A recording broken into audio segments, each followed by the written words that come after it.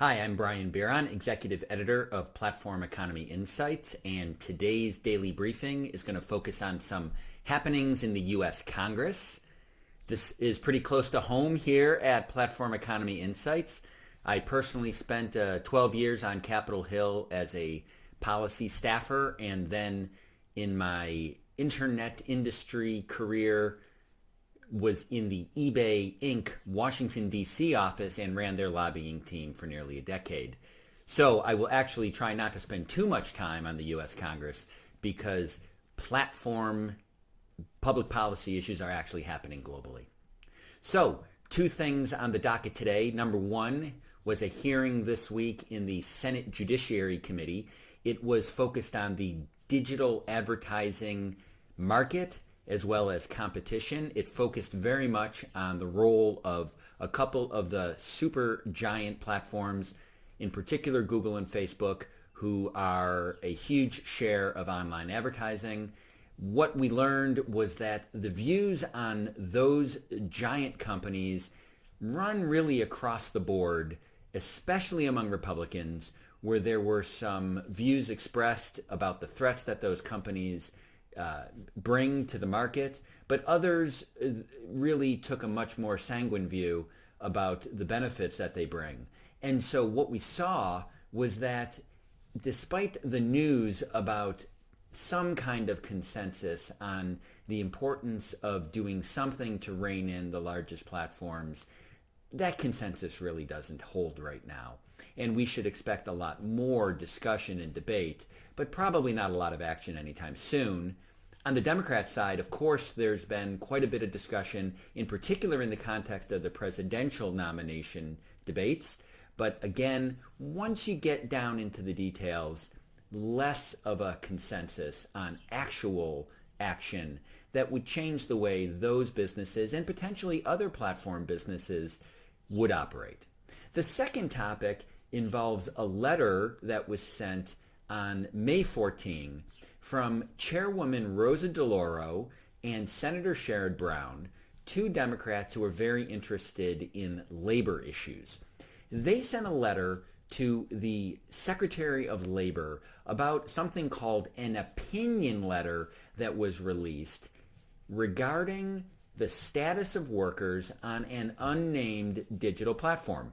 Now, it's not certain who that company was, but it is seen as a relatively important policy statement from the Department of Labor on their view on the appropriate status of workers or other people who use digital platforms to engage in various kinds of work.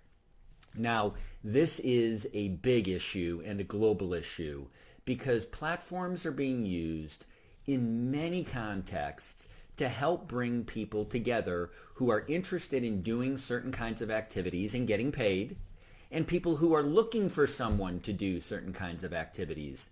And whether or not those individuals who use platforms to connect with people to get paid to do some activities, whether those are actually employees of the platform is a very important issue because, of course, whether someone is an employee has all kinds of legal, regulatory, tax, and other implications. And so this is an open question in the United States, in states themselves, and in countries around the world.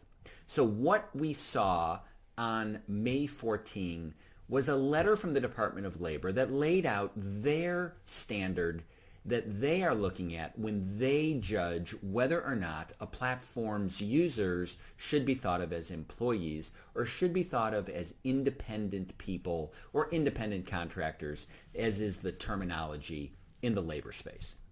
And what the letter illustrated was that the current Department of Labor has a pretty relaxed view when it comes to whether or not these platform users are going to be thought of by the Department of Labor as employees of the platform. The letter from Chairwoman DeLauro and Senator Brown criticizes the Department of Labor's use of this kind of opinion letter because it's a more informal way for a government agency like the Department of Labor to make a position known, much more informal than rulemaking. So they criticize the process of using an opinion letter in this fashion, but then they also lay out a number of questions about the use of workers on platforms and whether or not these people should be thought of as employees. And so it was both a letter about substance and a letter about the regulatory process. But long story short, it does illustrate how, in particular among Democrats on Capitol Hill, there is a lot of concern about the potential for digital platforms being used in an improper fashion in the context of workers and labor standards.